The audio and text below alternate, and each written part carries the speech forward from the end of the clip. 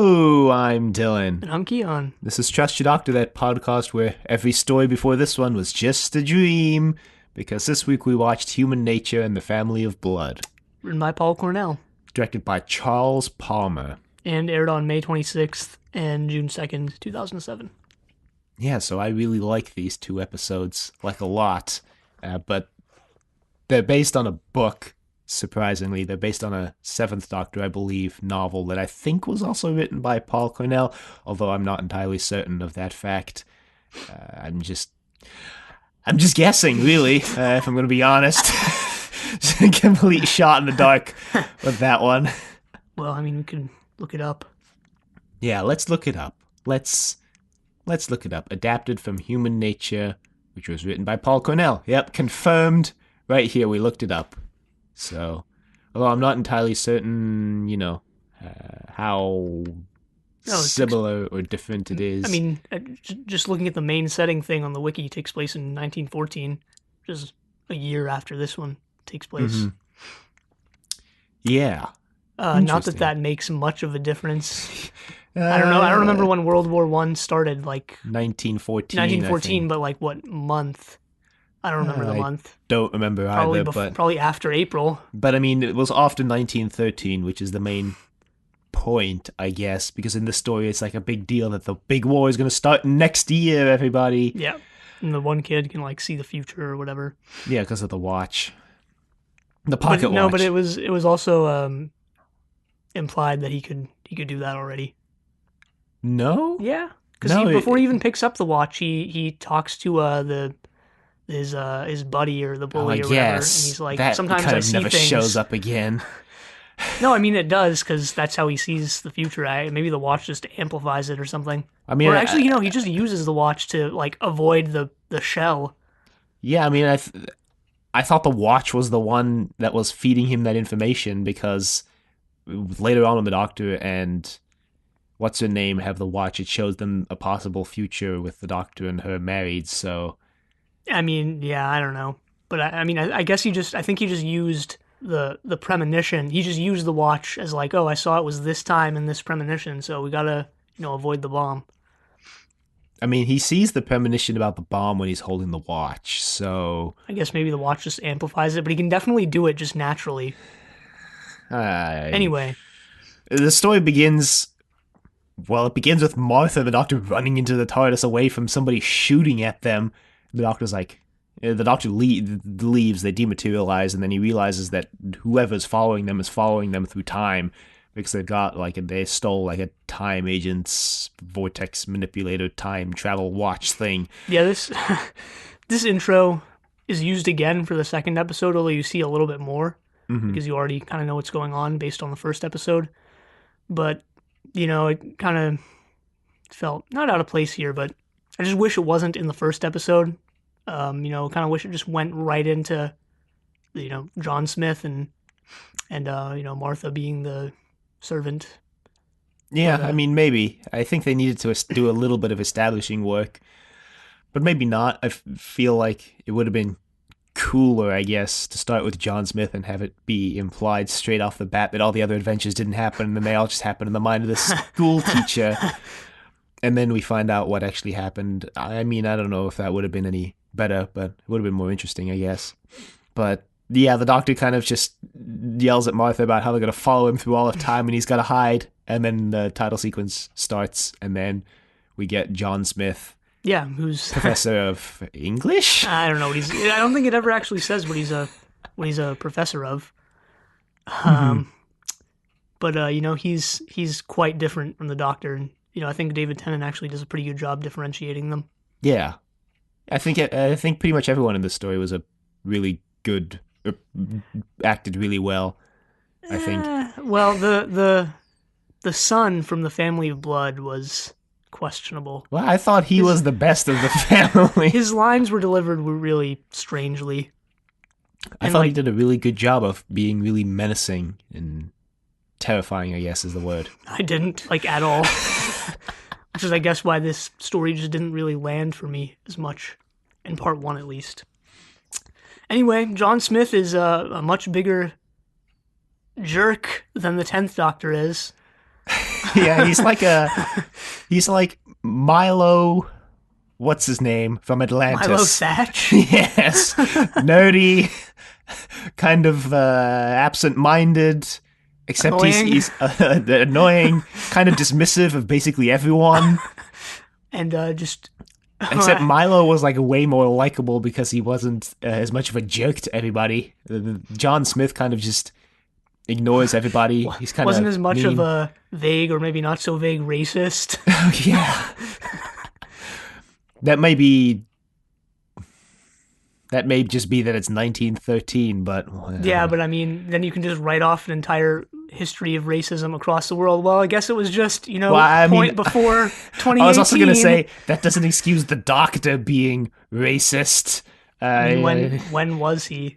he says something like, someone like you shouldn't just talk to me like that at some point, like in the first episode. And I was like, wow, Doctor, wow. I mean, that was John Smith, but I mean, still, I guess it's still still, him. it's unclear how much of like the Doctor's personality survived when the John Smith persona was created. I mean, the Doctor clearly remembers everything that he did as John Smith later on, but it's unclear how much of the Doctor's actual like personality is coming through in John Smith and how much of it is just a fabrication. I mean, I just saw John Smith as who the Doctor would be if he were human. Yeah, I think that's kind of the implication, I guess. Yeah. So, yeah, Martha's the servant, or one of the servants. There appears to only be two in this entire school because we only ever meet one other servant. Yeah, Jenny. But anyway, John Smith, I guess, wakes up and starts telling Martha about His dream. his dream, which he consistently dreams about the Doctor and having adventures through space and time, whatever. And Martha's like, "Yeah, it was just a dream, so don't let it go to your head." John Smith's like, oh, okay, if you say so. I guess I'll just. Guess I'll just write it down in this diary of weird dreams I've had. No, actually, he doesn't mention the diary yet. He keeps a dream journal. So basically, what happens is then Martha. So we meet Jenny, Yeah. who's like Martha's friend, I guess. Martha's only friend in this time zone, besides John Smith, I guess. Yeah. Because everyone's like especially dismissive of the servants, but even more so of Martha, I guess, because of the color of her skin. I think we Yeah. see one of the boys comes by and is like, with skin like that, how can you tell if anything's clean? Martha's like, wow.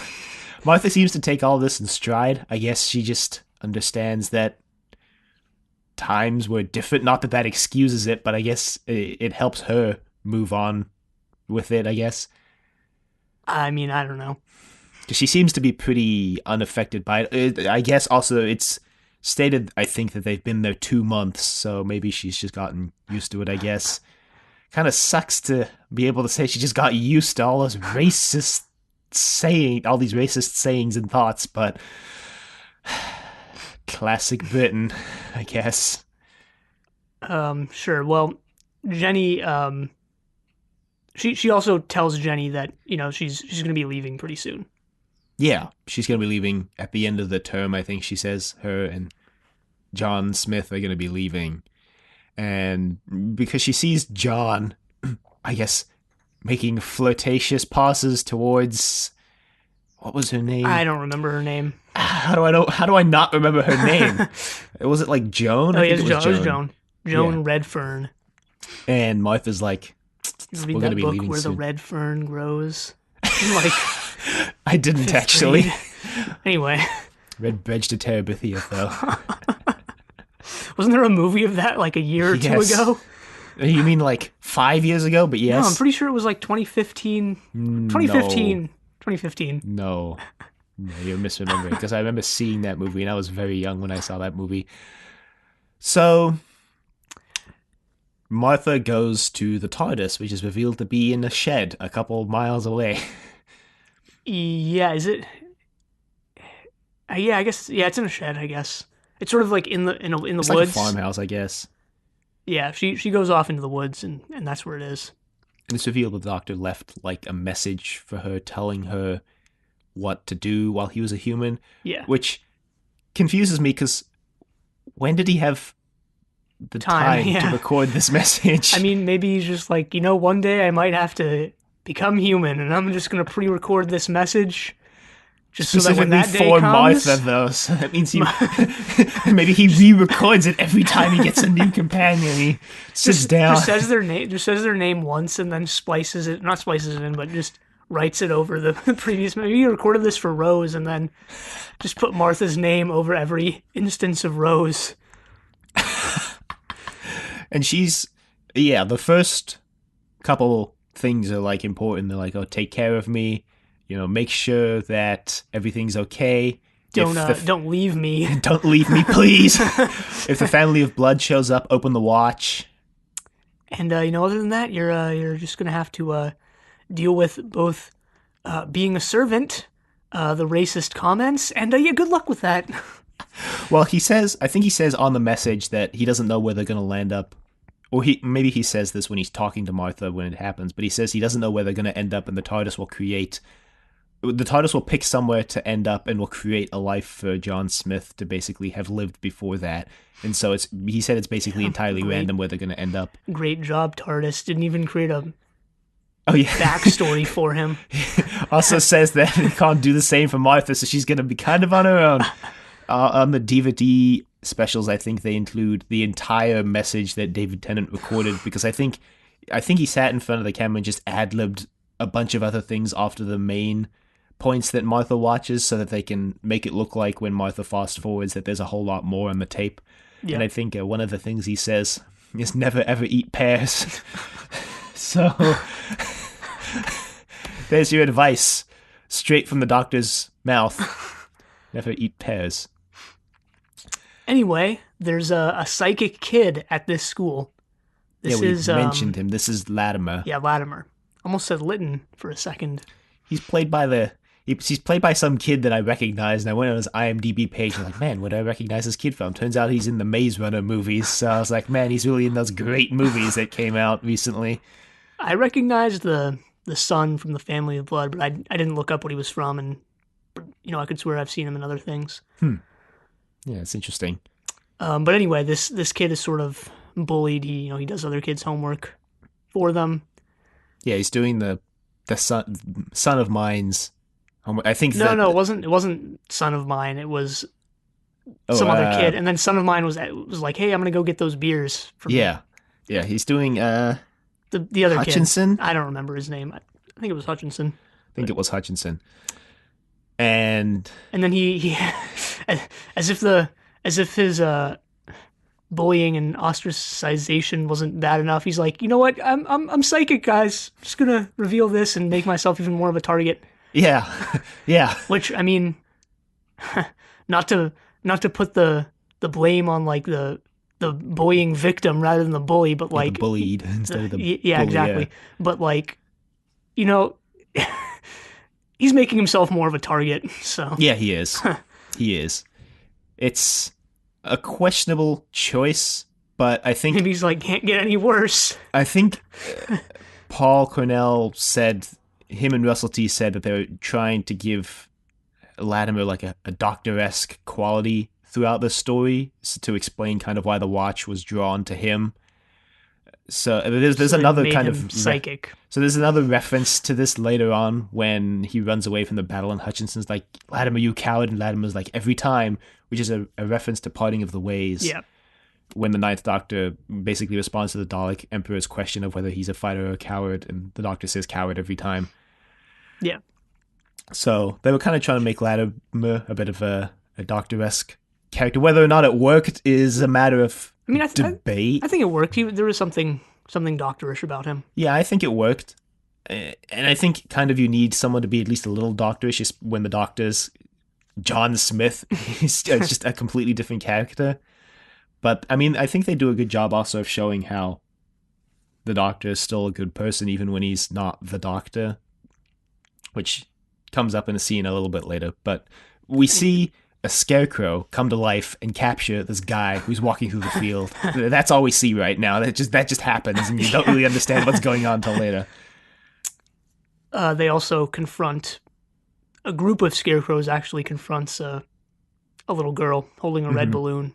Yeah, And then I think we see John Smith. I'm just gonna call him Smith because John Smith is really long and irritating to say. Dr. Smith, he's carrying a bunch of books, and Joan is like, "Oh, let me help you." And then Smith's like, "No, no, no, no, I got this." And then he drops all the books. So he does not got Or this. he like falls backwards down the stairs or something. Well, he drops all the books, and then so Joan picks up some of them, and then the doctor's like, "Oh, I'll take those," and she's like, "Let me take half at least." And he's like, "Okay, that's a good idea." And they're going to the stairs, and then there's the flyer on the wall that's like, "Hey, there's the dance tonight in the village or tomorrow." And Joan's like, "I've never been because nobody's ever taken me." Hint, hint, laying it on pretty thick here, John. John's like, "Oh, yes, dancing," and then he falls down the stairs. He's like walking backwards. I think Joan also reveals in this scene that she's a widow. Yeah, I think so. I think that's here. It definitely shows up in the story somewhere because it's important at the end, I guess. And John's like, "Oh, yeah, okay," and then they go into town. I think just cause. Yeah, I think so. I'm trying to remember if anything happens for John between then and going into the town, because a lot of things. They walk through the fields. That I guess were the same fields where the scarecrow attacked the guy. Yeah, they walk through the field. They go to the town, and the doctor sees a piano being lifted into a second story of a building. Yeah, I forgot about this. And he sees a lady pushing her stroller towards it, and he's like, "Oh no!" He's like talking with Joan, but he's getting distracted by this, so he picks up like a cricket ball and throws it at something. He steals it from a kid. Yeah, he throws it, and it like knocks a bucket over, which causes this giant Rube Goldberg machine that eventually leads to the child not dying. Yeah. And she's like, "Wow, thanks." And Joan's like, "You're a hero, Doctor." And he's like, "I'm just doing my job." So I think I don't know. I think the scenes that does a good job of showing how the Doctor's like still a good person, even when he's just John Smith, regular old human guy. He still tries to save people. The piano still broke, though. You know, they didn't save the piano because the way he stops the kid from dying, I guess, is that he the rope holding up the piano is eventually cut. Yeah. So I think the way that he stops the lady from moving forward is that he causes like a something to fall in front of the stroller so that she kind of gets startled and she can't go forward anymore, and then the piano falls right in front of that. So yeah, and Joan's like, "Wow, I'm in love with you, Doctor." She doesn't say that right now. Yeah, but this, I mean, say what you want, and I have said what I want about the Doctor/Martha romance that's been a big point of Series 3 so far, but this felt similar or even worse because it was so quick. I don't know. I'm okay with the romance in this story because I feel like it was a lot more natural in the story, and it makes a lot more sense in this story because they've been there for 2 months, right? Yeah, but he just met Joan like 10 minutes ago. No, he's known her since he's known her, but like they've been there. Really, she's the matron. Know each other. Strangely, I was okay with the Martha stuff in episode 2. For once. But anyway, they eventually get to the dance. Yeah, there's another scene where Martha goes back to the TARDIS again in episode 1 because she sees that the Doctor and Joan have like fallen in love, and she goes back to the TARDIS crying because she's like, "You didn't tell me what to do. If you fall in love, Doctor, what do I do?" And then also Rose gets mentioned in this story again. When was that? So we also forgot to mention the Doctor gives Joan his notebook full of dreams. Oh, right. And to read. She thinks it's pretty cool, but she dismisses it, I guess, as any reasonable person would. And when the Doctor gives it to her, he's like, "Oh, there's this one girl who shows up in a lot of the dreams named Rose. I think we fell in love," but then she just disappears from the later stories, and Martha's like, "Wow." And I'm like, "Let her go, Russell T." It's weird to me that he specifically mentions Rose in the story because John Smith, because when Joan looks at the notebook, she sees drawings of all 9 previous faces of the Doctor. It's mostly It's mostly reboot stuff, though, in the Notebook. I mean, yeah, it's mostly reboot stuff, but like if John is dreaming about all his incarnations, I just find it weird that he specifically singles out Rose to mention to Joan Yeah, when yeah. there's a lot of other things that he could have mentioned. Well, I mean, it's also for the audience, right? Like, Rose is recent. Yeah, of course she's from the it's new series. for the audience. There's this girl named Liz that I often dream about. I mean, Liz, we saw Sarah Jane last season, right? Yeah. So I mean, yeah, for definitely. so And I think John Smith also makes some dismissive remarks about Martha at this point, which is an even bigger blow yeah, because Martha's in love with the doctor, and they John make it Smith, really obvious in the story that she's in love with the doctor. She says she is. She's like, Yeah. hey, doctor, I love you. Really hope you don't remember me saying this. Yeah, so they've been dancing around it for many, many weeks, but they finally come out and said it. Finally. Yeah. I guess the reason why it's better than the other stories is because they actually just come out and say it instead of dancing around it. I think they did something interesting with it these 2 episodes rather than like previous episodes where it was just sort of an aside or thing or like I don't know, something that felt it wasn't integrated with the story well, because this, I mean, there's an actual reason as to that whole speech later on because, the doctor / John Smith thing. Yeah. So that's just my take on it. But I mean, I agree with that. I mentioned last week that this is the only real story where I'm okay with Martha's unrequited love for the doctor because it's actually part of the plot of the story. Yeah, exactly. Anyway, the kid who went to get the beers is attacked. Yeah. And he's taken into a ship. A spaceship of some sort. It looks green, sort of looks organic, almost like the Silurian base. Yeah. From the Doctor Who and the Silurians. Can't forget that it's actually called Doctor Who and the Silurians. But he's like, what is this? Where am I? And he gets taken over, in this sort of the same way as the guy and the little girl. Oh, yeah. And Jenny. Yeah. So, yeah, Jenny also gets taken. We didn't mention that. She gets... I forget how she gets taken over. I don't remember either, but Martha and Jenny are sitting down for tea, and Jenny's asking a lot of questions about John Smith, because the reason why they take over Jenny and the reason why they started to take sudden interest in the school is because Latimer steals the pocket watch from John's office, and he opens it, and... For a second. The family of Blood are apparently... They can smell things. So they're following the scent of the watch, basically, because because the doctor sealed his Time Lord identity in the watch somehow. I don't know how that works, but he did. The chameleon arch, which is an important item, so keep it in mind. But basically, the doctor has this thing in the TARDIS called a chameleon arch, which can rewrite his entire biology, he says, and he can store his previous, I guess, life as well as his previous biology in the pocket watch. And so that's why he tells Martha to open the watch if the family of Blood ever shows up, because then he'll become a Time Lord again. They also do this thing earlier on to like really drive home the point that John Smith is human, because after falling down the stairs, he like injures his arm and or actually, this is when he's talking about the journal. He's like, sometimes I dream I have 2 hearts, and Matron's like, I can confirm this for you. And she takes out her stethoscope and she's like, yep, 1 heart. But yeah, so Martha runs away from Jenny because she realizes that she's really suspicious, and then she goes to the dance where Jenny starts shooting at Martha as well, so there's that with her family of Blood gun. Blood gun.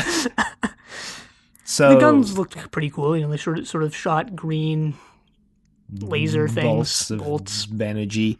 So they go to the dance. Yeah, and John's there with Joan. John and Joan. I just realized, wow. And they dance. Yeah. And the family of Blood shows up. Yeah, because Latimer opens the watch again. Latimer! Damn it, you gotta stop opening that watch, man. Although he says the watch is actually talking to him, so in the doctor's voice, it's implied that at least some part of the Time Lord version of the Doctor is alive in the watch and guiding Latimer through this. And also saying, don't open me. Not yet. It's not time. He keeps opening it. So the family of Blood shows up at the dance, and they're like, okay. Start killing people. Doctor. And John's like, I don't know what you're talking about. I'm just a human. They're like, change back, change back. Because they can smell that he's a human, so they're like, what the hell? Yeah, this is basically where episode 1 ends.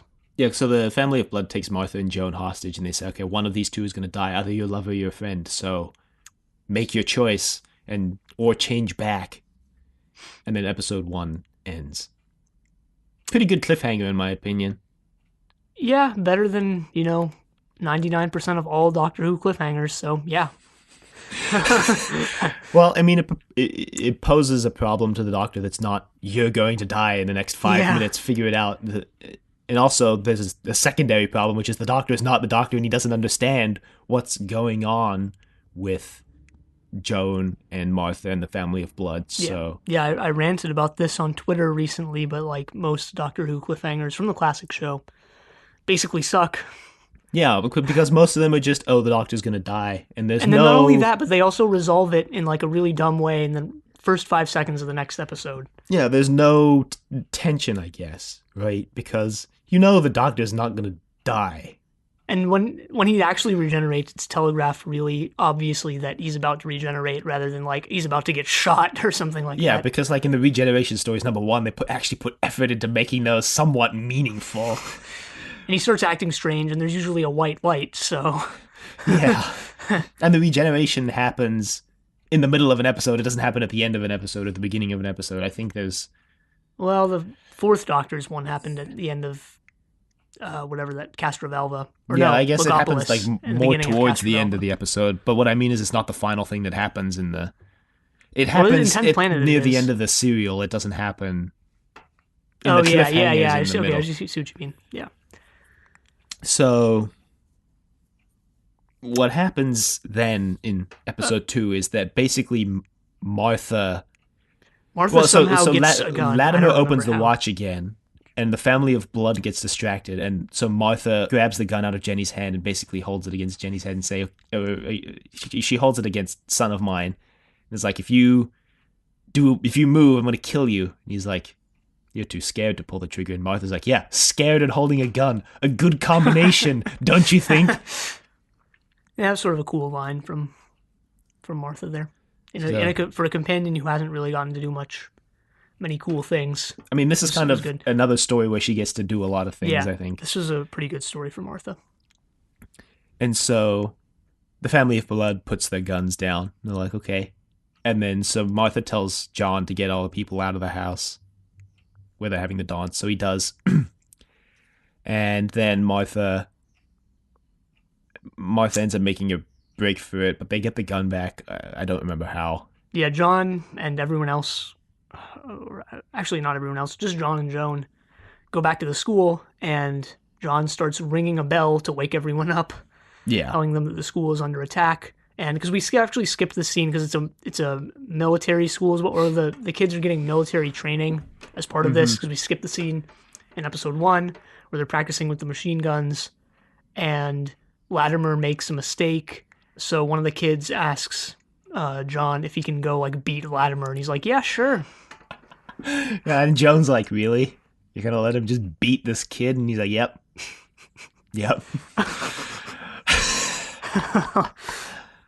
So he starts waking all of them up, and they start arming themselves. The headmaster comes down, and he's like, what is this nonsense? John's like, we're being attacked. I don't know why, but they're coming for me. And it's a little girl and an old man and one of our students and Jenny. And the headmaster's like, right, okay. So he goes out to, I guess, parlay with the family of blood. And they're like, we just want John, send him out and we'll go away. And they're like, right, sure. You just want John and you'll let us all go. Come on, let's snap out of this. Let's just be reasonable about all this. And they shoot the guy standing next to him. And he's like, okay, never mind, we're not being reasonable. Because they have like a scarecrow army, I guess. Yeah, they're a couple dozen, I guess, scarecrows following them. A couple dozen right now. Yeah.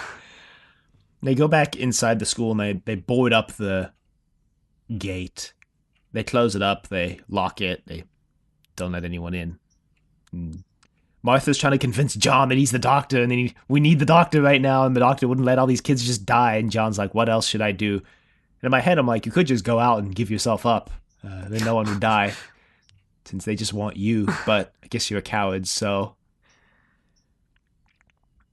Then Latimer opens the watch again. Yeah, Latimer he's sort of on his own. He's hiding in the hallways, and the little girl, I guess, right... Well, okay, so they tell the daughter of the family of blood, daughter of mine, I guess. Yeah. To go and look for Latimer. Yeah, they send her into the school as a spy. And she tries to just walk in, and the headmaster, Rockcastle, walks out and he's like, come inside, little girl, it's not safe out there. And she says something menacing, I forget what. Well, so that was actually after she first encounters Latimer. Because she sneaks in, she encounters Latimer, and then Latimer, like, blasts her with the watch, with the energy from the watch, and then she runs out, and then she communicates telepathically with her family. She's like, oh, there's a boy who has the watch. So then they send her in the front gate because they want to capture all the boys to find out which boy is the one with the watch. And then she kills the headmaster. Yeah. John's trying to tell the headmaster not to do this because the headmaster doesn't believe that the little girl is one of the family of blood, and John and Martha and Joan are trying to convince him that she is, and then she just kills him. So, and then all the boys start running away, but son of mine and mother of mine make it in and capture the boys. Father of mine has found the TARDIS. They sent him off to go look for what Martha kept going to, because Jenny was like, oh, Martha kept going into the field every day. Yeah. So Joan, well, Martha mostly, and I think also Joan as well, sort of object to arming the students. Yeah. But both John, I think, and definitely the headmaster tell them that, like, that's why they've been training with this new technology, was to arm themselves in case war breaks out again.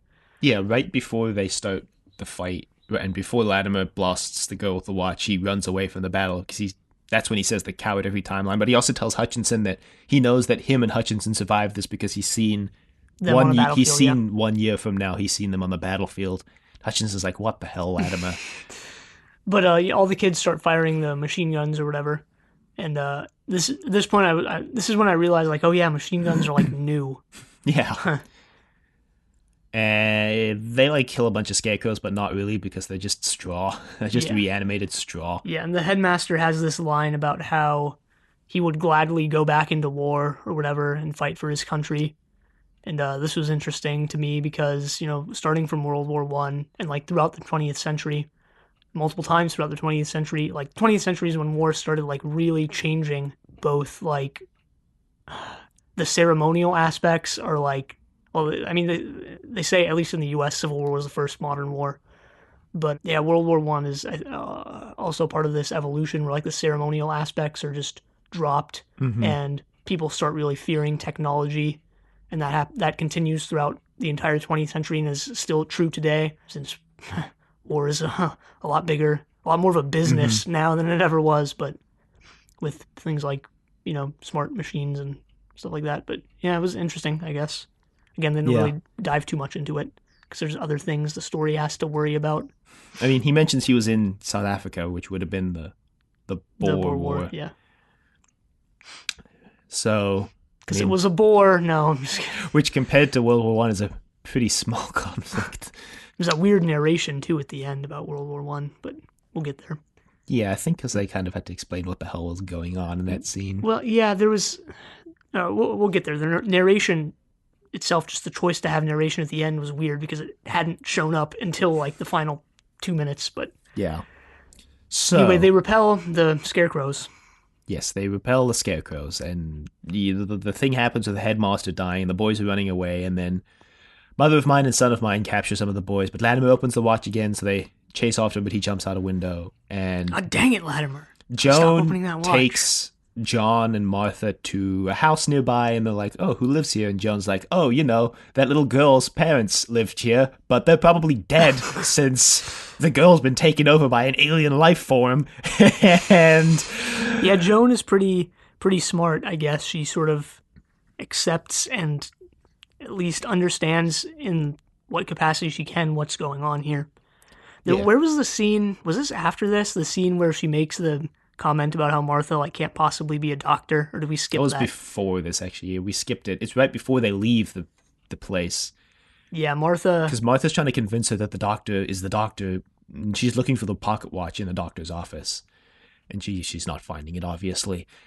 But Joan, I think, then asks, like, well, if John is really the doctor, then, who are you? it's like, I'm just a friend. And she's like, really? You're just a friend? She's like, yes, just a friend. Nah. But she somehow, for some reason, drops the information that she's becoming a doctor. And Joan is like, well, obviously not. She says, I forget exactly what she says, but she's like, not with that skin color or something like that. Yeah, this is the most racist Doctor Who's ever gotten, at least overtly. At least towards humans, yeah. At least overtly, because remember what's his name in Time Flight? The Master's disguise. I don't remember what his name. Yeah. And also Khalid. Khalid, and also Talons of Wang Chiang. Yeah. Anyway, history of racism in Doctor Who. I'm sure there's a wiki page for it, considering there's a wiki page for Doctor Who baked beans, yeah. as we just discovered. Came in a standard size tin. With Doctor Who Wonder if themed there are markings. wonder if there are any sealed ones out there. I mean, those things are good. I actually don't doubt it. I mean, canned foods are good for like ever, basically. So maybe one day I'll get the opportunity to crack open a can of Doctor Who baked beans. We should do that for our April Fool's episode. To say we'll be reviewing Doctor Who baked beans. Anyway, Martha proves to Joan that Well, okay, this was weird to me because it was a cool scene for Martha, but at the same time, it was kind of telegraphed before that Martha wasn't really taking her studies seriously. yeah. Although she knows, all the bones in the hand, and or at least the big ones, and that's what she sort of lists off to Joan here. And Joan's Joan's like, you read that in a book, and she's like, yeah, well, no shit, Joan. I was studying for my exams. So Joan still doesn't really buy this, but while they're going to the house that Joan's taking them to, they see Father of Mine with the TARDIS trying to get the doctor to come out, and Joan's like, you did dream of a TARDIS, Doctor, a blue box, and the doctor's like, no, I don't want to believe it. I just want to be John Smith. Why can't I just be me? Episode 2, I think, is a lot better than episode 1 because we get a lot of this crisis of faith, I guess, for John Smith. Yeah, that was definitely why I liked it more. I honestly think the Family of Blood is sort of a weak villain overall. Yeah, but I don't think they needed a strong villain in this because I feel like the story was more of a character piece for the Doctor and Martha than a story about how the Doctor defeats the villain and saves the day. They just needed a villain there to give that push for John to have to become the Doctor again and for the Doctor to become John. I mean, I guess I just thought they were kind of lame. They want to be immortal, which is not a tremendously unique motivation. Yeah, when did they reveal that that's their motivation? I think it's now. Or maybe it was in the intro to episode 2. Yeah, I think they mentioned Family it. Blood. They mention it a couple times throughout the episode, but right now is when Martha actually explains why the Doctor and Martha were going to leave at the end of the term is because the Family of Blood, their species only has a 3-month lifespan unless they can absorb life force or something from someone, and they want to absorb the Doctor because he's a Time Lord, and that'll make them immortal because the Doctor can regenerate and stuff. Yeah, I don't see why that makes them immortal, since Time Lords aren't really immortal, but, whatever. They're functionally immortal, They really. could just absorb one of those immortal jellyfish and, not go through all the death and destruction. They're, like, functionally immortal, I guess. It's ill-defined how it works and everything. Anyway, Latimer now shows up with the watch. Right. Someone knocks at the door, and Joan's like, oh, God, they're here. Martha says that she doesn't think they would knock. Yeah. Turns out she's wrong, and no, it's actually just Latimer. The Family of Blood is also in their spaceship bombarding the city with missiles, I guess. Yeah. And John's like, oh god. And, Martha explains that they're going to die in basically a month because of their short lifespan. And John's like, we could just wait it out, right? But there's a probably the best scene in the story here where John's talking about the Doctor and Latimer talks about the Doctor and how the Doctor is fire and ice and he sees I really hated this speech the from Latimer, though, universe. because the dialogue was terrible. I mean, the speech, in my opinion, worked, but I agree it wasn't the best He's fire and written. ice and lightning and everything. Yeah, It it wasn't was the just dumb best to me. written nor delivered. I mean, No. it reminds me of that line in Meglos where the guy's like, the Doctor sees the threads of the universe and mends them when they break. Except that was like way more clever and better written than like this speech. But I Also, is mean, that really true? I forgot about that line, but going back to it, is that really true, or does he just show up and just happen to, make things better just by chance most of the time? the Doctor clearly. I feel like there is an implication that the Doctor always knows more than he's letting on, but he plays dumb a lot of the time. I mean, I think it depends. that I was think it depends especially what true for doctor. the Fourth Doctor, I think. Especially true, I think, for the fourth and the seventh. But is that true for all of them? I don't know. I don't know. It's an interesting discussion, I think. An interesting thought. How much does the Doctor actually know about what's going on? How much does the Doctor actually, is he just playing dumb or is he actually dumb? But yeah, so Latimer then says, but at the end, but he's wonderful and the universe needs him to save the day, I guess. And then basically John has this long emotional thing. Reaction to this, I guess. Yeah, because he asks Martha, like, what Martha's like, he gave me a list of things to do to take care of you. And he's like, what about falling in love? And Martha's like, he didn't give me anything for that. And then John's like, well, what kind of man is that he didn't consider that he would fall in love?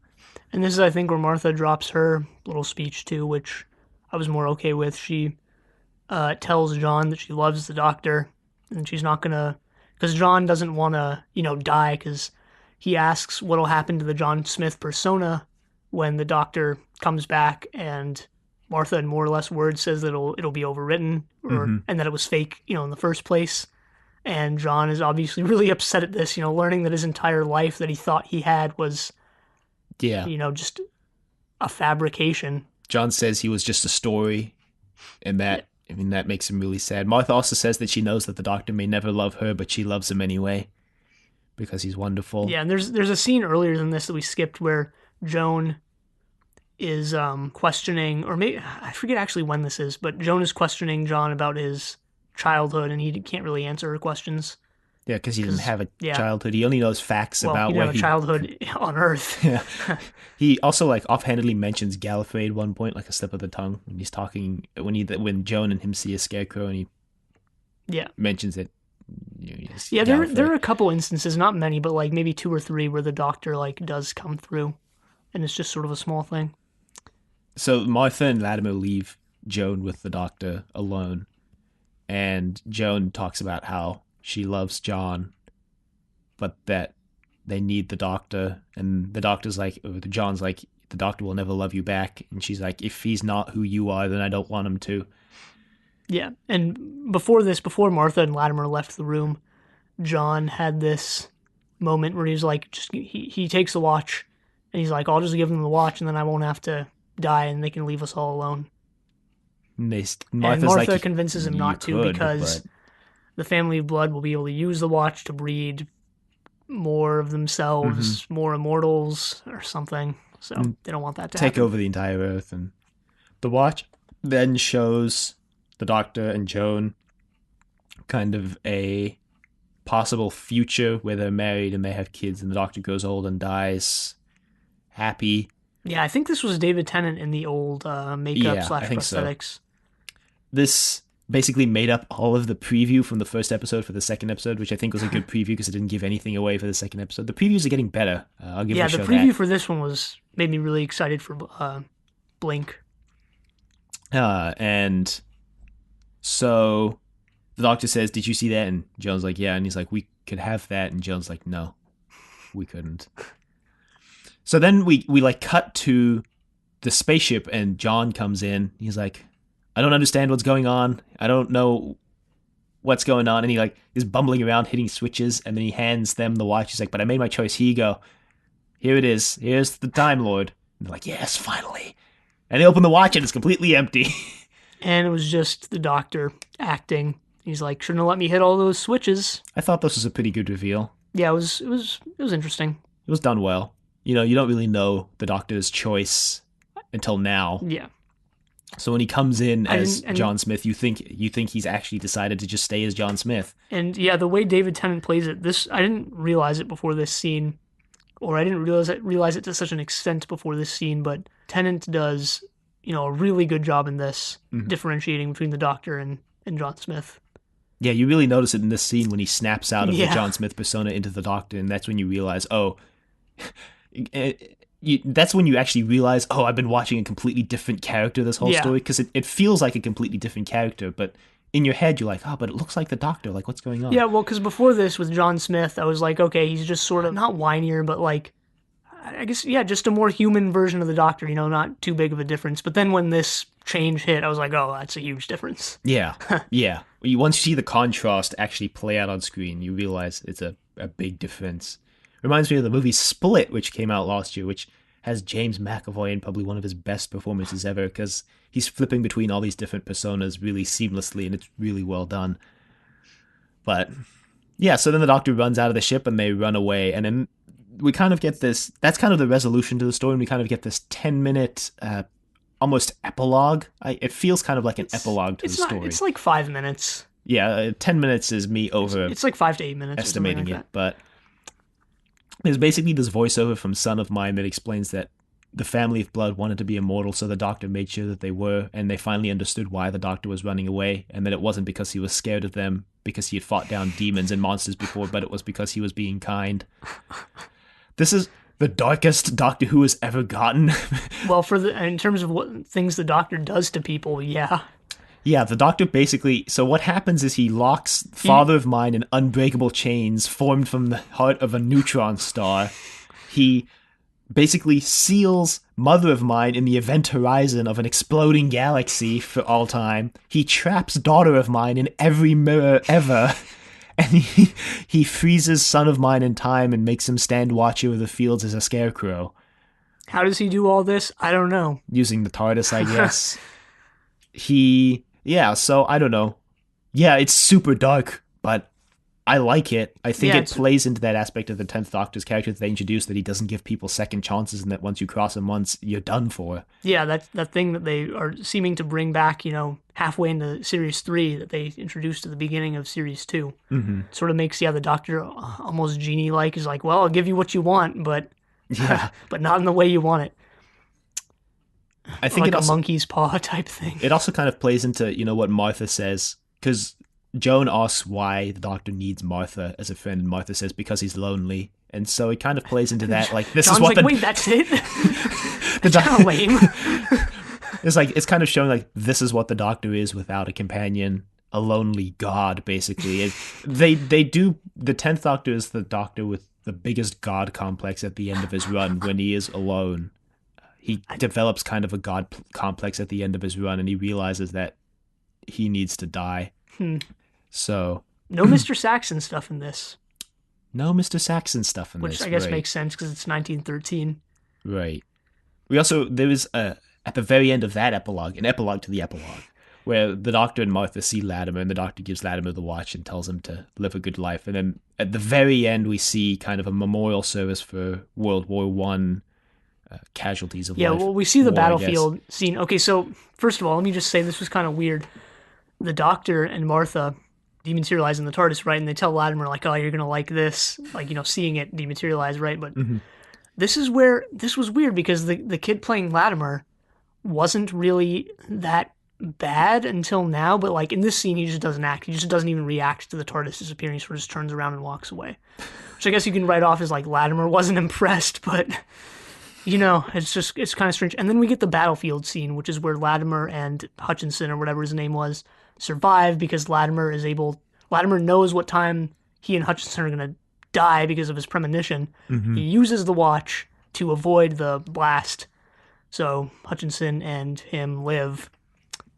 and Yeah. the acting in this was just terrible. I mean, neither Hutchinson nor Latimer. Latimer were like that bad before this, but they just weren't acting in this battlefield scene. They didn't seem scared at all. They sort of just seemed like they were just walking through the through the battlefield, which I And guess you can also write off as like they're desensitized to war. But the voiceover from David Tennant is like really lazily delivered too. I don't know if you noticed this, but he's just really lazy in his delivery. yeah, just this entire like you mentioned, epilogue thing just feels really badly done. Like they just stopped caring for this at this point, rather. I did like the part after this though, when they go to see all the surviving World War One veterans, and Latimer's sitting there and he sees the Doctor and Martha in the distance smiling. Yeah, really heavy-handed. How the speech is about how the fallen in battle won't age and they'll be there through all of time. I wasn't and listening.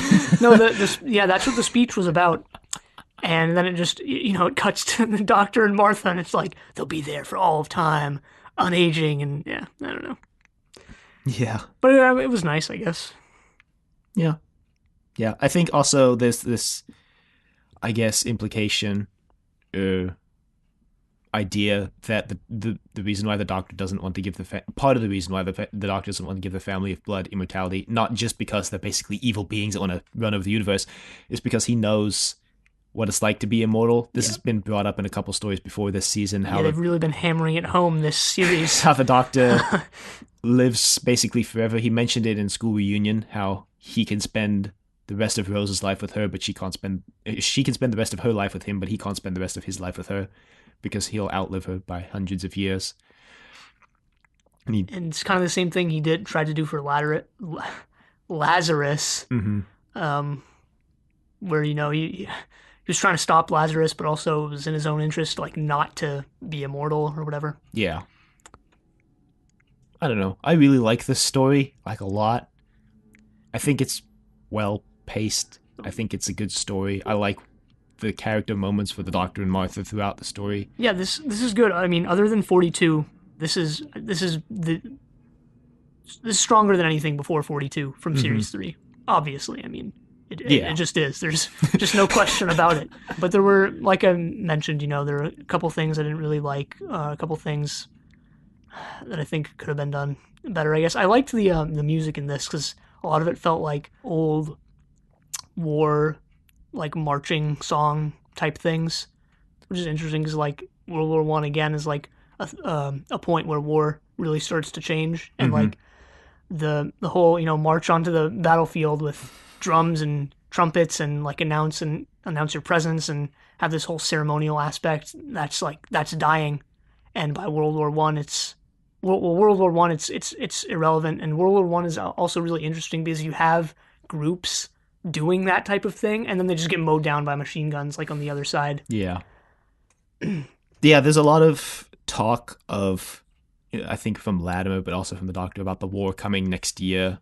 There's also between Son of Mine and the Headmaster, he's talking about you're training these boys for a war that's coming next year, the worst war that's ever been known. And he's like, I don't know what you're talking about. But that's when he says the line about he'd be glad to go back to war to fight for his country, I guess. Nationalistic pride. Well, yeah, and I guess, the people of that age, like the Headmaster's age, so like sort of old 50s or 60s or whatever, just a lot of them were, in charge of things in World War One and just didn't understand how new technology was completely changing everything. Because, there's those stories or reports from World War One where it's like, they just kept sending people and they just got mowed down by machine guns, tanks, or, whatever the case was. And they're just like, send more, send more, send more. And just thousands of people died because of the refusal to accept that.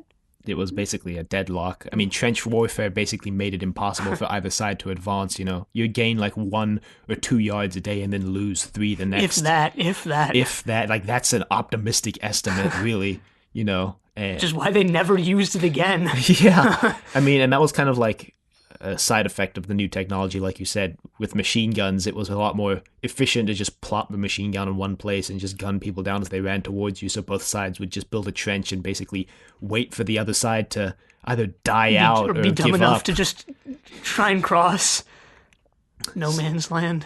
So I think those things were done really well. But yeah, I guess this is a stronger story reflecting on it than I thought it was.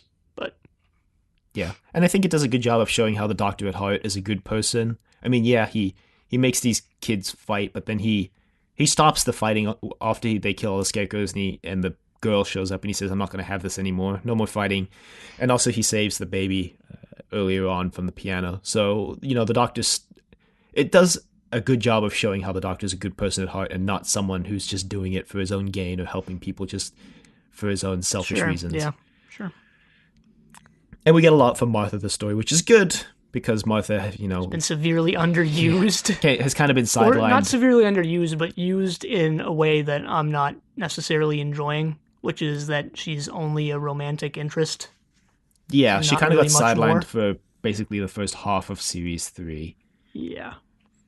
And, that really bums me out, but anyway. You can email us at thedoctor@decorative.vegetable.com. Questions, comments, concerns, angry rants, love letters, your thoughts on World War I. What are your thoughts? Send them in. You can find us on YouTube at Decorative Vegetable. You can find us on Apple Podcasts and Google Play at Trust Your Doctor. Be sure to leave a rating if you like the show. Check us out on Facebook, Trust Your Doctor. Like us on Facebook. Also check us out on Twitter at TYD Podcast. And follow us on Twitter. And next time we're watching Blink. But until then, the end.